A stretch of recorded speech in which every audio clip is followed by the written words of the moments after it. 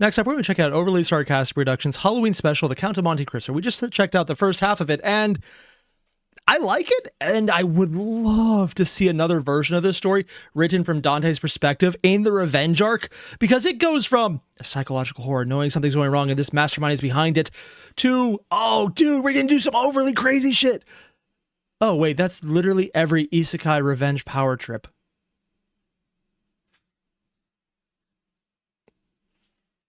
I'm not sure how to feel about this. I'm not going to think about it because it's a little disturbing. So let's never say this again. Rendered him completely paralyzed. Is this forbidden love truly doomed? Or will they be able to find happiness together? I mean, considering the guy's happily everyone else. It's hopeless, Maximilian. I'll never be happy. No, Valentine, run away with me. Despite the adversity. Who cares? Let's see if the Count has killed anyone yet. Yeah. The mind games begin immediately. The Count invites the Danglars, the Villeforts, and the Cavalcantis to his brand new house. Hello, random people who have not probably seen each other in a number of years and have no way, shape, or form any reason to ever do this, and it's not suspicious at all. I'm sure no one will figure this out except for the lady who already did. No, the one where Villefort carried on that secret affair and buried a baby alive. The Count mentions that when he bought the house, it's the darndest thing, but his servants actually dug up a baby skeleton, so this place is probably Mondo haunted. Also, here's the thing. I don't know about France at this time, but in America, burying babies in the basement is unfortunately kind of a thing that happened a lot in the 1900s, the early 1900s and late 1800s. I know this because my previous apartment had the miscarriages buried in its basement, and I will be completely frank about this. I did not know that when I moved into it. The house was over 100 years old. It was built in the 1880s, and frankly, with how it moved in the slightest wind, I believed that, and I will never go into that basement because I am a coward, and there are literal corpses in the basement. But the rent was super cheap, so it was completely worth it. So yeah. Is mostly just to fuck with Villefort, since the Count has no interest in blowing that case wide open just yet, but it does have the added benefit of incidentally revealing to the audience that the woman Villefort was having the affair with was none other than Madame Danglars. As a secondary benefit, Danglars becomes convinced that Andrea Cavalcanti has a functionally infinite amount of generational wealth behind him, and would therefore be a very smart guy to get in good with in light of his own sudden streak of financial bad luck. So he's getting in touch with someone who absolutely has no money except for the backing. When the backing goes away, the guy he's pinning his hopes on goes away, so his finances collapse. That makes sense. Surely that's not my little Benedito. But it's not all fun and games for Andrea, because after he leaves the party, he's recognized by Caderousse. Since the Count left him that really big diamond that one time, Caderousse has gone from a simple garden variety jerk to a thief and murderer. And wouldn't you know it, he and Andrea, or rather Benedetto... Wait, he was actually given money? Oh. I honestly thought he was going... No, he's just doing it himself. Okay. Yeah, he gave him the tools to destroy himself. Except in this one, he kind of wasn't even the target of it. He just did it. Used to run in the same criminal circles. Caderousse doesn't want anything more than some very minor blackmailing right now, but he's got Benedetto on the hook because he can't afford to have his identity exposed in front of all his new fancy friends. Meanwhile, Villefort has been very spooked by the Count's mind games, most notably the whole baby skeleton thing, because Villefort knows the Count has to be lying because he saw his attacker dig up the baby and then run. But how would the Count know to lie about that, and what could he possibly want? Villefort has made a career out of knowing his enemies, so he researches the shit out of the Count, which means the... Wait, are they... Oh god, it's both of them just wearing the fake mustaches together. Count has to spend the day running around quick-changing into 3 different identities to back up all his stories about himself. But it works, and Villefort is convinced that the Count is just a rich, eccentric weirdo who he's... I mean, technically, he is a rich, eccentric weirdo. He's just also other things. But let's be completely fair. This is definitely something a rich, eccentric weirdo would definitely do. There's a joke in there about Elon Musk and how he built a town for his baby mamas that he meets on Twitter. And it's not one person that this happened with, and it's actually a list.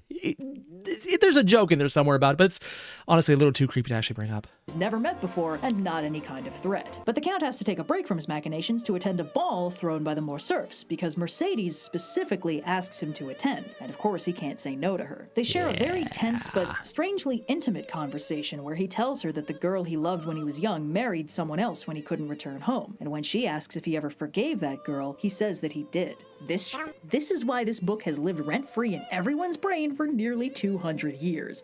Because as much as it's a revenge piece, he's still a human underneath it. That actually is something a lot of the interpretations I've seen later kind of miss on. Because I've seen a lot where he's an obsessive I keep saying rent seeker. No, revenge seeker, who is basically the definition of murder, blood, kill. I hate this and I will destroy it. But here you can actually see the other side, which is why he's still someone you can root for.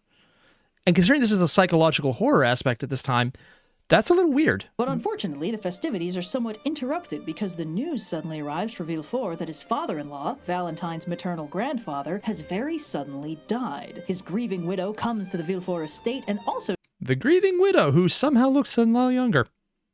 Though his inexplicable illness will soon claim me, at least I can still enjoy delicious orange soda. I'm sure it's fine. Don't say such things, grandmama. Oh, that's the grandma? Oh. Seems to get very sick very quickly, even claiming to have seen a ghost sneaking into her room at night out of Madame de Villefort's room and tinkering with her drink. What a mystery this is! I have no idea what this could possibly be. Although, ironically, actual orange soda probably has killed just as many people as this thing. Anyway, her last wish is for Valentine to get married as soon as possible, which seems to... Oh god, I'm sorry, I just saw the picture of the girl going on the side. I'll hear no argument, Gerard. Now, excuse me while I take a really big swig. Accelerate the rate at... Also, I thought that was a guy at first, and it was the fiancé at the sign. So yeah, no, I'm completely off on that one. I was very wrong about who I thought those characters were. Which mysteriously dies for some reason. So now Valentine has inherited a really big pile of money, and she's absolutely miserable about it. And her father... Well, honor her wish and marry you ASAP. Well, what? Wah. Is determined to get her married to Franz as quickly as possible to fulfill her grandmother's dying wish, which for some reason has Madame de Villefort very upset. Villefort is also privately told by the family doctor that it's... This is clearly poison, Gerard. No, it can't be. My God. Really obvious someone in his family is poisoning people, but Villefort freaks out and demands they keep this secret because it would be an unthinkably horrible scandal if it got out. I mean, completely fair. Can you imagine if people in French noble circles, or the equivalent thereof after Napoleon, would off each other? I mean, it's not like that was literally something they were just doing publicly prior to Napoleon. It's almost like this is so on the nose, you wonder why. Literally, there's probably an entire psychology piece written about this, talking about how the act of not killing people equivalent to nobility would be something that nobles don't want to talk about because a lot of nobles were just killed prior. Like, I'm just throwing it out there, but there's definitely a piece in there just about how that situation shouldn't be so awkward.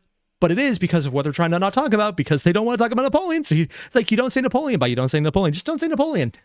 Or anything that came before that.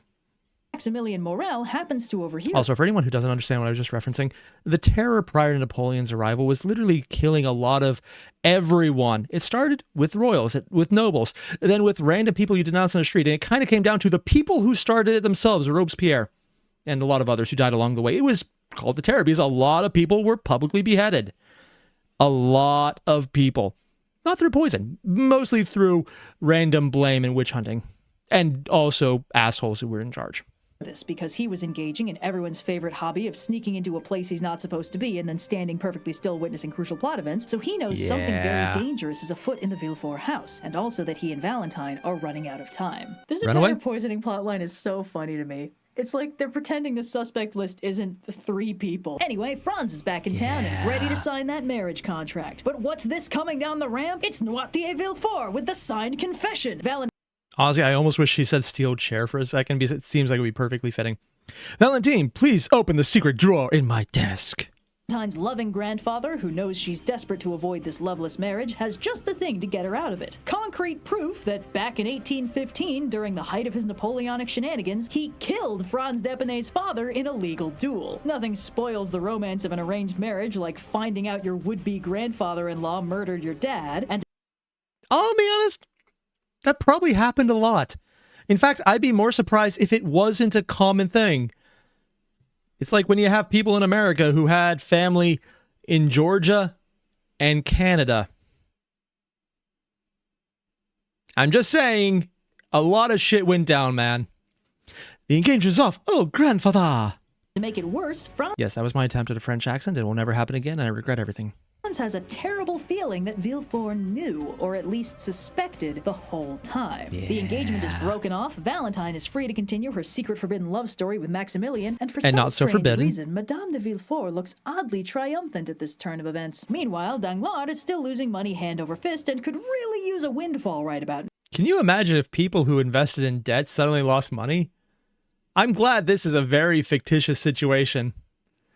This would be really awkward if you could understand this and the image behind him is not emblematic of anything kind and normal, because I would be really disturbed right now. So he's trying to find a good reason to break off the engagement between Eugenie Danglars and Albert de Morcerf so he can have her marry the definitely extremely wealthy Andrea Cavalcanti instead. The Count idly suggests that he could make some inquiries into Fernand de Morcerf's mysterious past, and Danglars decides that's a Perhaps some dishonor in his family past. Of course, I'm a genius for thinking of it. He's definitely something. brilliant idea, since he's heard rumors that Fernand got up to some sort of scandalous shenanigans down in the city of Yanina, but he's never known exactly what. He promised I'll unearth all his skeletons and drop them right at your doorstep. I'm sure you will. to share any hot goss he finds with the Count, and the goss turns out to be hot Wow. indeed, because when Fernand stops by to ask if they can make Albert It's nothing personal, of course, just good business, which you definitely know a lot about. and Eugenie's engagement official, Danglars feels very confident in turning him down flat. In the meantime, the Count introduces Albert to his ward Heidi, who, You're a mystery wrapped in an enigma, mademoiselle. It is not so glamorous. under the Count's careful direction to not name too many names, tells the tragic tale of how her father, the illustrious Ali Pasha, was betrayed and murdered by a French soldier he trusted who sold Wow, who'd have thought that would come? That sounds so unrealistic. Actually, the most unusual part here would be that it's not an English soldier. That is actually the weird part. him out to the Sultan for a fortune in blood money. Heidi and her mother were made this unnamed Frenchman's slaves, and he quickly sold them shortly before her mother died of grief. Several years later, the Count rolled through town, bought Heidi's freedom, and that's the end of the story. Or is it? Dun, dun, dun. I know I had to do that. I couldn't resist. It's a privilege to have the power to mend injustice. Wouldn't you agree? I guess. Only one chapter later, Albert finds a tiny article in a local newspaper They actually only had a tiny article? Wow, I thought he was supposed for something bigger. Breaking. Guy who betrayed Ali Pasha, some loser named Ferdinand. saying they just heard from Yanina that the death of Ali Pasha was in part due to the betrayal of a Frenchman named Fernand. Albert is hopping mad. Oh, that's how you say it? Oh. My honor has been besmirched. How unfortunate. Ready to challenge his friend, the newspaper owner, to a duel, and he rocks up to the Count asking him to be his second, but the Count turns him down, and when Albert storms into the newspaper, Albert, I can't print a retraction just because you think it might be libel. I mean, can you imagine people in the news turning down things because they think it's not real when someone rich is telling you to do it? What a fanciful world this would be. office to throw down the gauntlet regardless, his buddy asks him for 3 weeks to chase down the lead in Yanina and see if it's really true. If it turns out to be false, he'll print a retraction, but if not, Wait, they didn't do that the first time? I'm not sure about how French law looked at this time period, although I do know apparently the legal structure in New Orleans is actually still based on French law that would have been established at this time in that area prior, and then after America purchased it from France, and yet even under American English-based jurisdictions and legal code, it is still maintaining Napoleonic law as the basis. Probably pretty well, actually, so it probably works out, eh? The fact that they didn't know it was real and didn't file those is actually kind of an indictment of him more than anything else. And as a writer, I'm actually kind of pissed about that. looks like they'll have to duel. Despite Albert finding this incredibly insulting, it turns out that a French guy named Fernand is nowhere near specific enough for anyone else to have drawn the connection to his father, so the 3 weeks skate by pretty uneventfully until I mean, if they just needed someone who knew a guy named Ali Pasha, who was French and a soldier in that area. Not very, but close. Is it good news? Exhausted demeanor. Fresh Mediterranean sunburn. Stack of incriminating evidence. his friend regretfully returns and tells him that he followed the lead and it was true. But also they didn't do that before printing the story. I know yellow journalism is a thing, but I still hate it. Fernand Mondego betrayed Ali Pasha to the Sultan and sold It was exactly the Ferdinand you're thinking of, all the reliable witnesses. sold his wife and daughter into slavery. Albert's friend gives him all the hard evidence he gathered and tells him to destroy it. Burn This it. terrible This news secret will between us. remain hidden from the world, and Albert is so moved by the power of friendship that he calls off the duel. Aw. I'm sorry I tried to legally murder you. It's chill. Oh yeah, duels were actually a thing, which is why there's still rules against dueling on the books in America. Yeah, that's not a joke, by the way. They're mostly outdated, but the fact is, if they are removed, someone will think it's a loophole. The family that covers up crimes together stays together. Meanwhile, the Villefort household is having a much worse time of it, because while the deaths of Oh god, it's actually got more complex. I see why she needs a chalkboard or a corkboard with all the strings attached, because that's literally what she's drawing out right now. Valentine's grandparents could conceivably have been natural causes. The sudden and horrific death of Noirtier's servant after he takes a swig of lemonade is much harder to handwave as simple old age. Noirtier's own daily medicine regimen is toxic enough that he's built up a very hefty poison immunity. So I can't be poisoned. My father also drank it. Yeah, it tasted like poison. So in other words, he takes so much shit, he has resistance. I mean, oddly enough, that's... Okay, I went on a entire spiel in the first half of this about how poison is an overused trope and a lot of this romanticism.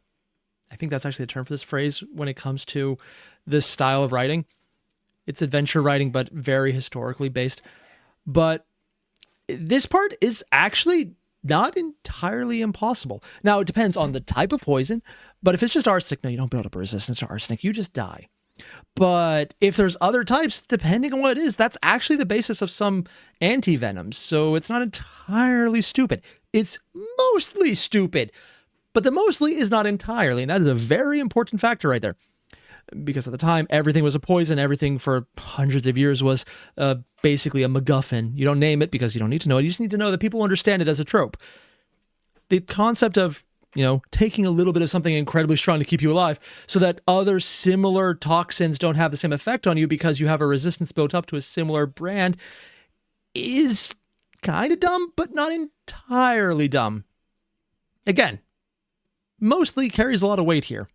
the lemonade didn't bother him, but the servant dies so horribly and so fast that the doctor insists to Villefort that it's obvious there's a poisoner in his house. Yeah. And more so, it's obvious who it has to be. My God. Valentine! You know, one of the only three possibilities. It makes perfect sense. Valentine Inheritance from all three intended victims. Gave the poisoned drink to an unrelated bystander in front of the witness. Zero chemistry education. Verdict. Execute.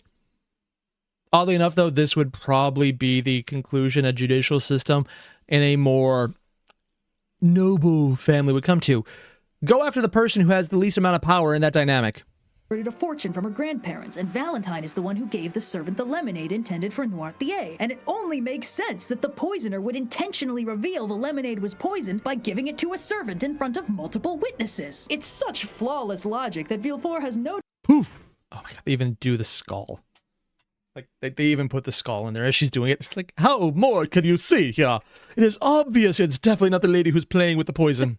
defense The except poison. no... The poison for Cusco. Cusco's poison. I couldn't resist. I have no... You can't stop, man. You start quoting the Emperor's New Groove. You have to say it. It is a compulsion. It is a mimetic hazard. as he adamantly refuses to believe that his angelic daughter could have done something so terrible. The Technically, doctor he's sees right. literally no other possible killer and is so disgusted that he tells Villefort the next time someone in his family nearly dies, he'd better not come crawling back to him. Meanwhile, in the Danglars household, Andrea Cavalcanti and his supposed millions are officially locked into an engagement with Eugenie Danglars, who seems exactly as uninterested in him as she is in all men. But Andrea... I wonder why. I've locked out the Morcerf boy and gotten you a prince. That's nice. But Andrea's own problems are beginning to pile up because... The fact that I have to blackmail you makes me feel like you don't like me. What? That's crazy. Caderousse is no longer content with the pittance he's been blackmailing out of him every month. He wants... I mean, this is actually very realistic because people who do this usually aren't satisfied. They want all the money. It's also why if you're ever being blackmailed online, don't pay. This is not even a joke. Like, literally, just block the asshole. They do it all the time. Ignore them. Like, unironically, that is the best advice you could get. It's a real fortune, and Andrea has just the idea. The Count of Monte Cristo is fabulously wealthy, and his home is extremely robbable. Andrea also privately tells Caderousse that he suspects the Count is secretly his father. It would explain the lengths he went to get him situated in Parisian high society. This isn't even the Count planting these dumb ideas in his head. And as a bonus, it would mean that if the Count died, say, if someone who was robbing his house just so happened to also murder him, then Andrea would inherit quite a lot more that some... I absolutely love this, because out of all the things that were the Count's work, these two are the ones who did it to themselves the most. Because at the end of the day, this guy is not being fucked over by the Count. He's being used as a pawn to fuck someone else over, but actually probably would have his state of life being improved if he didn't do what he's doing now. And this guy literally just got tons of money what he didn't deserve and immediately decided to do it in the dumbest thing possible. Like, these are the two who are the most self-inflicted so far. Enterprising thief with something to hold over him could potentially blackmail out of him at a later date. This is much too tempting for Caderousse to resist, and he prepares to break in. They're so self-inflicted. The Count, meanwhile, receives an anonymous letter tipping him off to the upcoming burglary attempt and decides it's been a little too long since he got to do anything fun, so he... And we have a definite idea who tipped him off. Has the house cleared out and posts up to deal with the thief himself. What did he He's get good naturally fighting? shocked when it turns out to be his old acquaintance Caderousse, but it's nothing a theater quick change can't solve, and he confronts Caderousse as the Abbé Busoni and demands to know why he squandered his chance at redemption and turned to a life of crime. Caderousse realizes he's been set up and is intimidated into writing a confession that Andrea Cavalcanti is really the murderer Benedetto, and then he... Oh, actually gave it up. I'm surprised he confessed. Oh. He settles for escaping out the window, but Andrea's not about to let his blackmail problem go unresolved, so he stabs Caderousse before fleeing into the night. The Count takes Caderousse's deathbed confession that he's been killed by Benedetto, and then in Caderousse's final moments, the Count reveals to him his true name. Caderousse, realizing that Edmond Dantes is alive and well, proclaims his renewed faith in a loving God, and then promptly dies. Which is probably meant as the nicest thing they said, except this guy, he deserved everything that happened to him. He got justice, all right. The justice was already in your chest. And the parts removed from it. The attempted robbery and dramatic death at the Count's place makes all the headlines, although the letter connecting The thief murdered by accomplice Benedetto. Crazy, says Monte Cristo. Wedding of Danglars' heiress to Andre Cavalcanti announced. It's whatever, says blushing bride-to-be. Benedetto and Andrea Cavalcanti seems to be mysteriously missing. Meanwhile, Albert is also not doing so. Yeah, at least I'm not the only one who had a bad week. The murderer was fine, the media circus wasn't. So hot after the several weeks of stress and the sudden brutal confirmation that his father's wealth and name were earned by the terrible betrayal of a family who trusted him. Yeah. The Count suggests that they could both stand to get away from it all. Tell you what, I've got a getaway down near Normandy. I hear it's a blast. One hell of a day, even.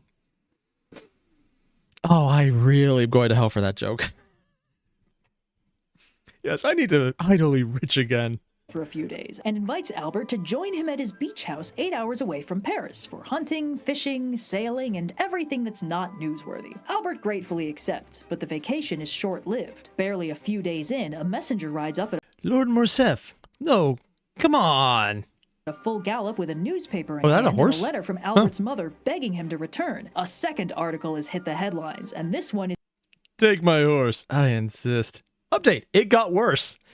I mean, on the one hand, I kind of like Albert. He's an idiot, but he's the idiot foil you need because the other guy they introduced earlier would very much already see through it, which is why he was probably written out. I wonder if that's one of the issues where, in how this was written, they didn't want to undo some of the previous writing, so they didn't just write that character out, but they just wrote him out of later chapters because they already wrote it. Because honestly, just Albert alone would probably be the foil they need just to give that character perspective without understanding what they're seeing. Is confirming that the Fernand who betrayed Ali Pasha was specifically Fernand de Morcerf. By the time Albert makes it back to Paris, the damage is completely done. When Fernand went to the House of Peers to defend himself from the slander, a key witness appeared to oppose him. Heidi herself, under no directions but her own conscience and the lust for revenge she's harbored since she watched her father die. Heidi has all the proof and paperwork. My birth certificate sealed by my father, and my bill of sale from this man. Gasp! Yes, the French. Necessary to confirm her identity. I think at this time, though, Didn't England still have it at this time period? Yeah, I think they did. Is Ali Pasha's daughter, and if her story wasn't convincing enough, Fernand's absolute breakdown seals the deal. He Yeah. De Morcerf, your defense. Oh, never mind, he's fully gone. flees in disgrace, the de Morcerf name is ruined, and all Albert wants to know is who's responsible. He targets I mean, technically, your dad, he's the one responsible. Go stab him. Danglars first, but Danglars passes the buck to the Count, who gave him the idea of looking into Janina in the first place, and Albert sees all the pieces fall into place at once. The Count ensured Albert would be too far away to affect the situation. He brought Heidi to Paris knowing her story and knowing that Fernand was responsible for her. Here's the thing, though. This isn't Albert's fault, and yeah, the Count is puppeting it, but also he's letting people fuck themselves over by their own decisions. It's actually way more karmic than a lot of other revenge stories really get. So, I mean, I kind of have an idea what happens next with him because I have seen bits of that. Oddly enough, there's a lot of movies based on what happens next, and they focus a lot more on that aspect. Fate. Albert has had a few false It's been you all along. I demand satisfaction. Well, don't worry, I just got mine. starts, but now he knows exactly who to fight, and very publicly, he challenges the Count to a duel. The Count has been waiting for the chance to finally kill Fernand's son. Which is probably the step over the line, because everyone else, they earned their horrible fates. Albert kind of just got dragged along by things that were outside of his control. And he accepts. That night, while the Count is preparing for the duel, Mercedes arrives at his home, looks him dead in the eyes, and says, "Edmond, you will not kill my son." Holy shit! The Count is staggered, but Mercedes... How could you think I wouldn't recognize you? Because he's also falling into the trope that, oddly enough, a lot of other revenge stories have, except unironically, their main character is an idiot. Here, though, it's fully on display. In other media, no, they act like they're a genius for doing something incredibly dumb. I kind of like this better. Is insistent. Of course she recognized him. She knew him the moment she heard his voice. She spent all this time trying to figure out what he wants from her, because of course... But that's the thing, he hasn't been thinking about her. I've been waiting all this time to see how you would avenge yourself on me. On you? Not my son, Edmund, please. Of course, this must be his revenge against her. She knows she betrayed him by marrying Fernand, but to kill her son is just too cruel. Edmund has to play catch-up for a minute, and he quickly clarifies that she is not the target of his revenge. But she would be the effect. The one who put him in the Chateau d'If. Yeah, the thing is, they did it to themselves. The son is not. And this is literally where the Count is stepping over the line and why he is the tragic revenge seeker and not the brilliant, evil, glorious bastard. Because he does go over the line here. I mean, spoiler, he stops. Unless this is a variation that didn't have that. The version I heard was more of a play because I can't stand the old writing style. So I know of it, but I've watched more of the plays and reenactments. And there's an entire chance that maybe the versions I've seen are different. So it could actually be not what I'm expecting. It was Villefort and Danglars and Fernand who took him away from her and... Danglars wrote the denunciation to steal his promotion, delivered it to steal his chance with Mercedes. Villefort knew he was innocent, but sentenced him to protect his own career. Honestly, out of all of them, Fernand, he kind of did the least initially, but he more than earned all the shit later. Danglars and Villefort are just assholes. If anything, Villefort is the one who did the most horrible thing to Dantes. Danglars, yeah, horrible, but if it wasn't for Villefort, it would have fallen apart. Fernand, he just delivered it because he's an asshole, but he's too dumb to actually do anything bad. Except later, Villefort, still an asshole. Danglars, just a dumbass. And Ferdinand, he earned way worse by what he did. At the end of it, Danglars is the least horrible out of all of them. Ferdinand, second, and Villefort, because he's probably hurt way more people, is the worst. Probably killed a few too. Forced her into this. This is horrifying news for her, but there's... This dude sucks. Source, trust me, bro. Oh my god. How could they do this? Easily. It was done so easily. Actually, no, it really wasn't. He just kind of lucked out onto the one prosecutor who would make it work. One thing that it doesn't change, the fact that Albert doesn't deserve to die for the crimes of his parents. Edmund is very insistent, but... His son, Ferdinand's son, the future he stole from us. Yep. And now you're going to go too far, or Ultimately, try. there's nothing he can do against Mercedes, and he finally says, fine, Albert will live, which, because it's a duel to the death, means he's going to die instead. A quick side note that's worth pointing out here, there's a trope that shows up a lot in this book where one half of a romantic subplot blatantly threatens suicide to get the other half to change their mind about something. For now, It's not just this. It's a subgenre, and it's its own plot-pointed trope in its own right. It's not the most common anymore, but it's also not entirely removed from fiction, and I hate this part. Because it's just the entire, I will use the most extreme method I can to get my point across. Here, it was like, I will threaten to kill myself to make you believe me. Or other times, like the freaking Romeo and Juliet did the same damn thing. I will make them think, oh, well, and I'll poison myself to make it look like I'm dead. And then, oh, and then I need to die. You see where I'm going with this? It's like poisoning is a trope in its own right. The most extreme, I love you so much, I will kill myself if you don't. I'm liking this, but also at the same time, there are tropes that clearly show through, except it's not just here. These kind of tropes still exist. Not so much the poisoning one, but it still is a thing. It just changes sometimes, like when someone talks about AI or crypto. It's that same level of trope without people knowing what they're talking about, but still using it. Fernand can kill Edmond if he doesn't mind that Mercedes will also die. Fernand will leave Mercedes alone if she doesn't mind that he'll go to war and die. Maximilian will leave Valentine to her arranged marriage if she doesn't mind that he'll die. The Count can set Heidi free to live her life without him if he doesn't mind that she'll die. Pretty much every time this happens, the love interest responds to the threat of suicide by freaking out and agreeing to whatever they want, etc., etc. And it's clear that Edmond is expecting that to happen here too, because he's genuinely shocked when Mercedes swallows her panic and instead gently thanks him for the life of her son. And yep. And this is probably one of the reasons where it works, because it's going against trope. And I'm going to say something that counters everything I just said. Again, I kind of knew the ending of this part already because I've seen it. And apparently they're going exactly where I thought it was and not just changing it up. So the part and the version I got the information from was accurate to the original and not altering it. What's happening here is actually a good use of a trope by showing the trope over and over and over again to the point where it becomes predictable and then switching it up so the prediction is wrong. Because if this happened once and then it happened a second time here, okay, yeah, they're just doing the thing. Doing it 4 or 5 different times and then at the most important time saying, okay, sure, no, it will go through, do it. That is a big change. Leaves. The Count has a breakdown about squandering his best-laid plans for vengeance just because the girl he once loved asked him nicely, but in the end he resigns himself, writes a last will, and then heads out the next morning for the duel. But honestly, it's not even close to the worst way. You're late, Morcerf. when Albert arrives, disheveled, sleepless, and clearly very upset, he stiffly apologizes to the Count, saying he didn't realize that the Count's anger at his father was actually completely justified for— Oh, wow. That's the second time he manned up. And this is also differentiation for the version I saw where they actually did go out into the fight. Huh. reasons wholly But also the version I saw hyped up the drama more and she made the plea to him during the fight.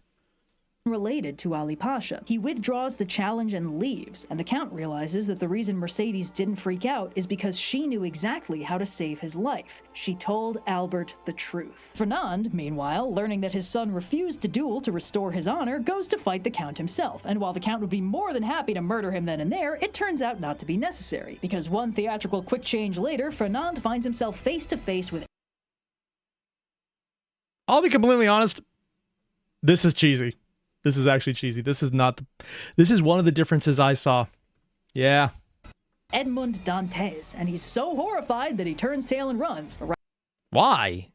You didn't know Dantes as someone who actually could fight beforehand. Like, honestly, fighting the Count would be more terrifying, because he apparently knows how to do it. Also, Edison. Let's see. Would you have watched the I Am Mobo Unknown Superhero series? I've actually heard of that one. I don't think it has an English dub, but I've heard that it's actually very good. And I actually think I looked for it recently because it sounded really up my alley. I can't follow subtitles, man. I've trained myself to read for enjoyment slower to savor books. The problem being, Even though I used to be able to read really fast, I've made a point to actually go slow, so I'm now too slow to read subtitles. And it's actually a problem. And because I can, actually. Arriving home just in time to see his wife and son leaving all their riches behind them to abandon Fernand and leave Paris forever. Fernand is so destroyed by the loss of absolutely everything that he immediately shoots himself. 2 down, 2 to go. On the other hand, inheritance, they didn't lose anything. Speaking of, what are the Villeforts up to these days? Oh, nothing much. Valentine seems strangely ill, and after drinking a glass of mysteriously bitter water, she completely collapses and nearly dies. Very normal stuff for the Villeforts. The doctor's called back in and is shocked to realize he was wrong about Valentine doing the poisoning, and is even more shocked that she's somehow still alive. Turns out Noirtier's been having her take some of his medicine so she can also build up. Poison. Stupid. Catch up already. Father, what's going on? I love how this dude is literally just one of the best characters, and he's just somewhere in the side going, yeah, my son's a dumbass. Granddaughter's pretty awesome, though. Also, having her randomly take the medicine to build up immunity worked in this situation. But also, if it's medicine strong enough that she could build up an immunity to poison, means that she's also just poisoning herself. Because if you're not using it for a very specific reason, it's because whatever is happening to you is not worth it. There's a reason you'd have to take prescriptions precisely as they're given to you, because usually it's only done because the alternative is worse. A hefty poison immunity, which is the only reason she's not dead. For some reason, Villefort and the doctor insist on pretending like it's not incredibly obvious who's doing. I have no idea who this could be. Gosh, I'm stumped. But who could it possibly be? I brought her a snack.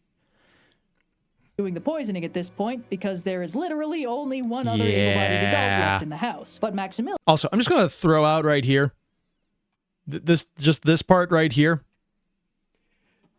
Everyone else is being an idiot, and the main character in this scene, let's be honest, he very much is staring right at the audience, knowing, I know the answer, why are they all so dumb? Doing the poisoning at this point, because there is literally only one other able-bodied adult. 1 second.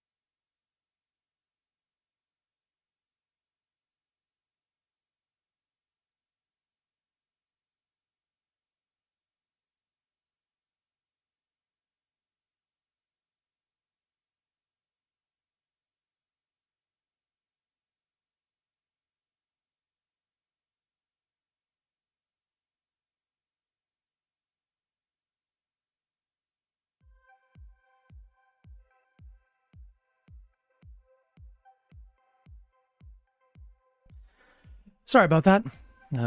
My wife was working. One of the cats got in the way when she was using a hot glue gun. She got a little burned. Not badly, apparently, because, and this is fucked up, she does it so often that it actually doesn't get through the calluses anymore. Yeah. That is a little freaky. She's fine, she says, but, yeah, I got a little freaked out because all I hear in the background is, ah! Usually a good way to freak me out. Well, I'm definitely awake now. Yeah. Martin asking if I have mustard? Can't say I do. Moving on, we'll just finish up this video. Oh, we're actually not even close, damn. Where were we at? Oh, yeah. Left in the house. But Maximilian is, of course, panicked and horrified knowing Valentine is being actively murdered, and he finally decides to tell the secret of his Romeo and Juliet subplot to his best friend who can fix anything, the Count of Monte Cristo. You're in love with who? Oh, because he set up her to be murdered by everyone to get rid of the kids again, and now he's having to face his own problems. Yeah. I kind of like this because it's him making his own problems, and now he's just as bad, but also still trying to fix it because he's not actually just as bad. He just didn't think it through. When the Count learns Maximilian is in love with Valentine Villefort, the person whose murder he's been softly arranging for months because he knows it'll hurt her dad, he freaks out and immediately pivots to There's still time. I can fix this. He's such a good friend. Really isn't. damage control. But let's set that aside for a minute. It's finally time. Yay. Yay. Because the day has come for Eugenie Danglars and Andrea Cavalcanti to tie the knot. But right when they're about to sign the contract, the gendarmes show up to arrest him, since Cater... Honestly, I'm a little surprised her reaction is just, okay, that's fine. As opposed to, oh, yay! Because that seems like it'd be more accurate. Bruce's other confession note finally managed to turn itself up, and now they know that Andrea is none other than Benedetto. The party explodes into chaos. Quick, he's getting away! Zip! Oh, that money lost. Yeah. And, yep, she's just completely nonplussed still. Or nonplussed. Andrea escapes. The entire debacle is the talk of Paris, and that night, Eugenie cuts off all her hair, dresses in boys' clothes, and uses a fake passport from the Count of Monte Cristo to leave Paris forever with her girl. Oh, he actually did her a favor. Neat. Best friend Louise, which could mean nothing. Best friend. Best friend. Honestly, I'm actually a little surprised they had to censor that in France, considering France. Maybe social norms were different than I expected. I mean, if it was like England, yeah, okay, sure. France, though, really? Shortly thereafter, Danglars packs up a few million stolen francs and also any investment out of the you can walk away with from. I mean, that is a thing that happens. City because he's completely bankrupt, and without Andrea's supposed millions, there's no windfall to save him. We'll get back to him later. Andrea manages to make it out of the city, but not much further before he's caught and arrested. And while he's in prison, he's... The apple doesn't fall far, huh? So tell me about my tree. What? Visited by the Count's servant Bertuccio, his old foster father, who's here to tell him who his real father is. We'll also come back to that later. I know how this looks, but I promise I'm here to help. Yeah. Is that powder or a mustache on a plate? Because after 4 sleepless nights of sneaking into Valentine's bedroom and replacing all of her poisoned food with unpoisoned versions, the Count finally actually tells her what's going on. After she witnesses her stepmother sneak in and poison her glass, Valentine finally realizes that Madame de Villefort killed her grandparents and now wants to kill her. Because if Valentine dies unmarried, her inheritance reverts up to her father and then over to her stepmother and half-brother. All this killing has been in service of... How could she do this? How else? By justifying it as selfless. I love lines where you can tell they're talking about 2 different people at once. This is always something I love. Madame de Villefort trying to make a good life for her son, which would be a slightly more convincing motivation if all these people weren't already stupid, ridiculous rich. Anyway, it's time. I mean, that actually makes it more believable to reality. Way more believable to reality. Also, I'm having an issue with my screen. Oh, shit. Juliet fanfic to get the last guy who tried this was an amateur, but we're going to do it right. To the part we've all been waiting for. The Count gives Valentine a drug of his own making, she drifts off into a dreamless sleep, and the next day, everyone thinks she's dead. Maximilian is absolutely... Hey, buddy, making good choices? Smash! Authentic 1838 gun. Devastated by this loss, and as soon as the funeral wraps up, he immediately goes to pull a Romeo, and the Count can't convince him not to... You can't make me stay alive. You're not my dad. I saved your dad. To kill himself until he admits that he's the one who saved Maximilian's father all those years ago. The Morels are all overjoyed to finally... Listen, just give me 1 month. Ugh, fine. I saved you after all these years. Learn the identity of their mysterious benefactor, but that's cold comfort to Maximilian. So the Count just makes him promise that he'll stay alive for 1 more month, and if he's not happy again by the end of it, the Count will give him whatever painless poison he wants to let him... Again, now they're getting back to the poison is the MacGuffin for everything. It's still the trope. End it all. Maximilian very reluctantly agrees to these terms, and with that on pause, the Count moves on to the final stages of his master plans. Villefort, having lost his parents-in-law and his daughter in quick succession, is throwing himself into work prepping for the trial of Benedetto. And the day of, he takes a quick detour before he leaves to ask his wife where she keeps the poisons she... Good luck at the trial. Where do you keep your poisons? Oh, he finally figured it out. It's like... removing all other suspects would remove all other suspects. You know, Even though removing all other suspects didn't tell him that the first time. He's been using. Madame de Villefort goes through all 5 stages of grief at once, and Villefort presses the Any judge would hang you, do you understand? But we can't have that shame on us, even though literally everyone knows about it right now. offensive, telling her that it's his duty to have her executed for her terrible crimes unless she beats him to it. She's horrified to realize he's telling her to get them out of this situation quietly by... Yeah. Darling, please clean this up or I will. Goodbye. And oddly enough, this is him actually doing morally the right thing and legally the right thing for once. Surprising, even. drinking poison, or he'll drag it all into the light and have her publicly prosecuted and then executed. Then he leaves her alone with her thoughts, and also their young son, which surely can't go badly, and... Yeah, that last part goes exactly like you want. And I think the count would just be like, oh no, how horrible. Oh no. Are you ready to face justice?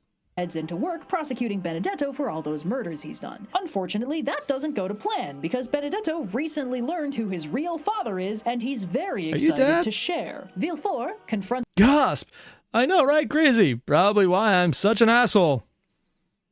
I mean, this is weird. Why would he know that? I don't think he knew that either yet. Oh, no, he did. Kind of just hit it. With the bastard son he tried to bury alive, has no defense, and flees the courtrooms. Oh, yeah, they did kind of... Yeah, he's still an asshole. The moral thing? Oh, no, it's a very meh moral thing. It's like the, you did this, fix it or make me do it. It's the least immoral thing. How's that? That sounds more accurate. He's still an asshole, but like out of all of them, the few of them did a lot worse things. I only say a lot of them did worse things because the kid's also an asshole. Seized with the sudden urge to stop his wife from poisoning. To be completely fair, this is the exact type of book that justifies quoting Spaceballs. I'm surrounded by assholes. If you don't know the phrase, the movie's fine, but quoting potential on it is amazing. Herself so they can go be terrible, awful, irredeemable people together. He'll feel so much better about himself as a person when faced with another person who's just as terrible. Yeah. What more do you want? Yeah, she's hanging out with my on my island right now. You sly dog. Oh my god. I'm coming, darling. Unfortunately, he arrives just too late, and even worse, Madame de Villefort didn't just poison herself, she poisoned their son as well. Mom of the year. He barely even notices when the... Behold my vengeance before... Shut up. Shut up, Dantes. My son is dead. Oh shit, oops.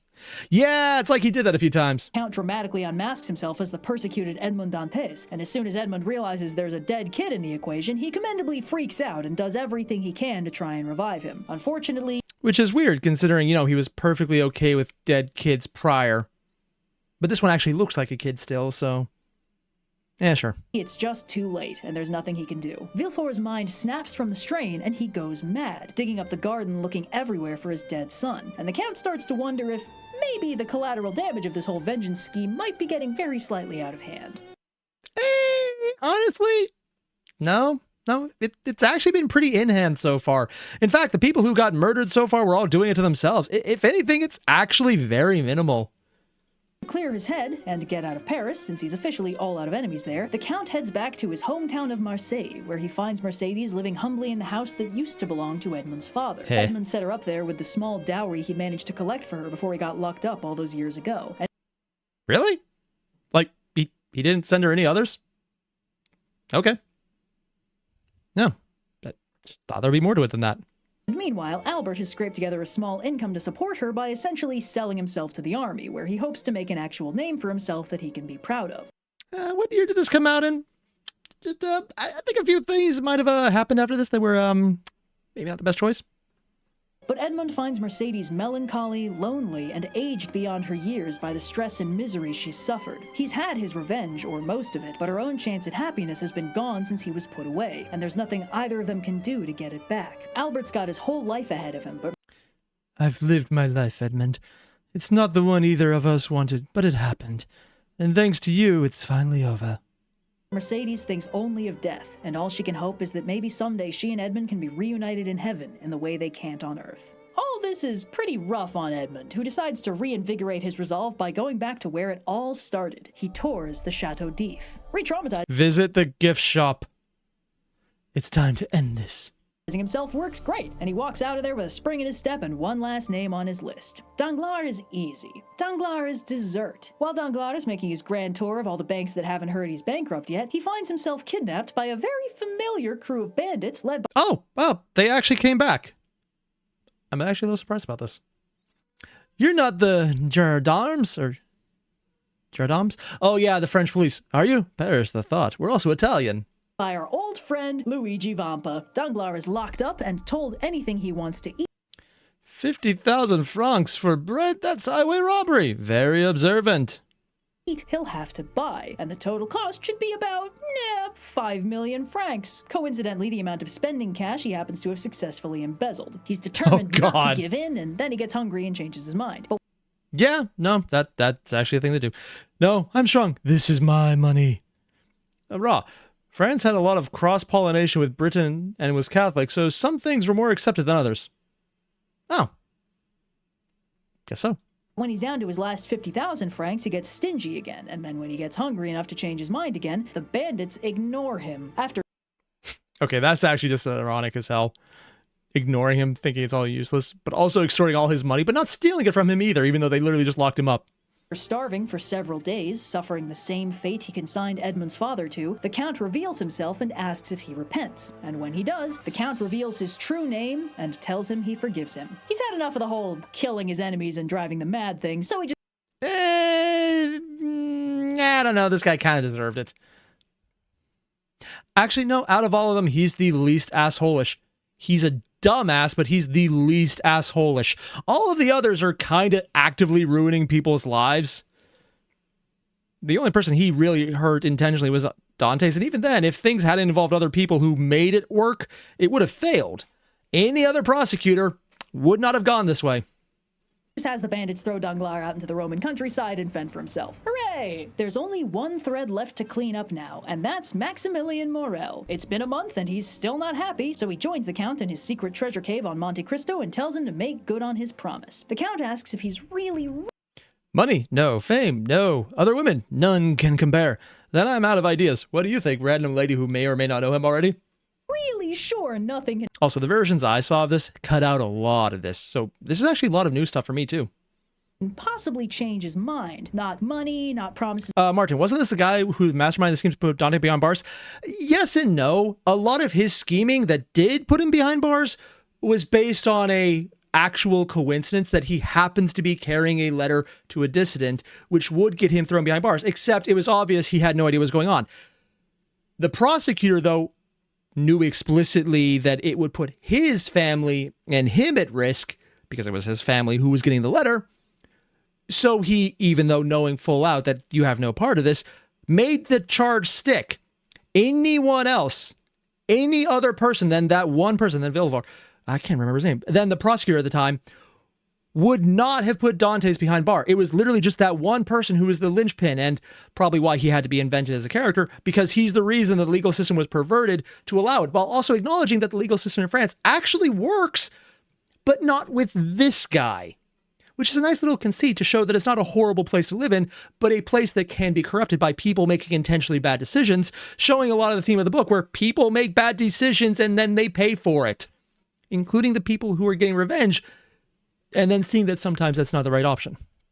Ooh, Ishmael, thank you very much for joining the Go-To Modern Evil Wow, I am speaking bad today. Membership, thank you. Martin, yeah, your mind is so partially gooped, so you forgot. Don't worry, I definitely get that right now. I am very much feeling the mind goop. For anyone wondering, yesterday we did a 9+ hour live stream that we thought would be 3. I don't think there's a single person in that game who played the game and then ended it on the same day it started. It went too long. of fortune or fame or future love? No! Maximilian only had one shot at happiness and her name was Valentine. Okie dokes. The Count gives him a mysterious drug, and Maximilian knows he must be dying because he can almost swear he just saw Valentine walk into the room. That's right, Valentine wasn't dead. You didn't have to do all of this for us. No, I did. I really did. Yeah, considering you literally only got poisoned because of that, and you... Actually, no, for him, he was kind of fair to him. She got the end of the stick on this one. Dead at all. The Count just read the room on the Romeo and Juliet thing and gave her a really convincing fake death drug, because it worked so well back when Shakespeare did that. She's been posted up here the whole time. Why not tell Maximilian sooner? Why? Because the Count is a freaking drama queen. I mean, that's my reason. That's probably not the actual one, but I'm going to stick to that one regardless. Leave him to be suicidally miserable for an entire month, even though he's completely incidental to the Count's revenge schemes, and it wouldn't have spoiled anything to just tell him and ferry him out to Monte Cristo himself, and it would have been fine? Well, you see, it's very simple. The Count has this theory that you can only be really happy if you've experienced crushing despair first. Now that he's faced the deepest misery, he'll be able to feel the greatest joy. Wow. That's stupid. But also not entirely wrong, because human emotional states are actually based on differentiation between opposites. So yes, it's dumb, but also it does put perspective on it. It's why when you're starving, everything tastes amazing. Not just because your taste goes better, but because intensity does show the opposite. Or for something that doesn't have a biological function, boredom versus activity. Doing something you don't like versus doing something you don't like when you've had literally nothing else to do has a huge change what you appreciate of it. Having an idea of what everything sweet tastes like versus having nothing sweet and then having something very bitter. Or more immediate, having something incredibly bitter and then tasting something sweet right after it. It's one of the reasons that there's actually entire science based on taste buds, for example, where you don't have just sweet food. There's often a little salt put into it so that there's multiple flavors at the same time, so you can differentiate the heights of sweetness from the salty that gives it a juxtaposition. So it's not entirely wrong, but also he's just a drama queen on top of all of that. To compare it to, so he needed to give Maximilian a little taste to make sure he really appreciated what he had. Sure, man. Yeah. Maximilian comes out of his hashish. Wait, what did that just say there? I missed what she wrote. World's most emotionally stable man. I turned out fine. And very few other people did. Maximilian comes out of his hashish coma and into the arms of Valentine, and with Shakespeare's greatest tragedy thwarted once and for all, the Count leaves his wealth and island to the lovers and sails off into the sunset. Isn't it an uninhabited island with no way off of it and no actual anything on it? Honestly, leaving the island to them doesn't seem like a good thing. With Heidi at his side, who has at some point transitioned from being thought of as his foster daughter to being thought of as his girlfriend, which is... Right? I love you in a completely non-parentally way. That's probably fine. It's fine. It's fine. The book is over. It's the end. I need a nap. Good night. Yeah. Honestly, Mercedes got the bad end of that one. Happy Halloween. I hope you enjoyed the biggest video I've ever made. Wait, is it really? Oh, yeah, because the other really long videos are compilations of multiple videos put together. That makes sense, actually. Oh. According to Necker, the island is a good hunting spot? Neat. This was pretty awesome, man. Because a lot of what I saw was very heavily changed from the source material, apparently. I saw an old, I think a BBC documentary style, well, sorry, not documentary, movie style version that made a lot of liberties with the ending. But up until that point, it was very similar. And other various takes on it and a lot of other inspired media from it, but never actually the original source. So this is pretty damn cool. Also, for anyone wondering, I'm not going to watch it through because even though it's her take on a song, it has never stopped people from claiming songs that sound similar enough to theirs. Even though it's completely wrong, it hasn't stopped it. So I'm not going to do that on a live stream because that would lead to a strike, even if it's not right. Very annoying. But I'm actually going to watch it after the stream ends, though, because I do want to still see it. This is good. Like, I really love this. I love getting into this level of detail, and I absolutely love what's happening here. So just go leave a like to the video. It's below. It's OSP. It's Overly Sarcastic Productions. It's probably one of the coolest long versions of a story she's told, and I want so much more of this. Because there's so many bits of media that I've only seen through other reflections on it, which are perfectly valid, and some are actually really good. But it's always better if you have the initial source before seeing what is working around it. So I just want to see that. And it's probably the same reason I like when she gets into the old history and the old mythologies, because I like seeing how one transfer the other so you can actually understand the culture better based on seeing how they reinterpret certain things. It's why her videos about Dionysus and Aphrodite are so fascinating to me, because you can actually see as every culture that interpreted those characters as those gods change them to fit what they believed, and how you can also trace changes across cultures, across continents, based on where you can see the points changing in line, because there's certain things carry over and are dropped at certain points, showing the progression. This is fascinating to me. And just seeing this in a book format, seeing how the initial story went with admittedly pretty pictures, it's fun, man. I love this. It's why I like OSP. So again, if you haven't already, 1, why? 2, do it. Link below video. Hit it up. I'll see you guys in the next one. Adios.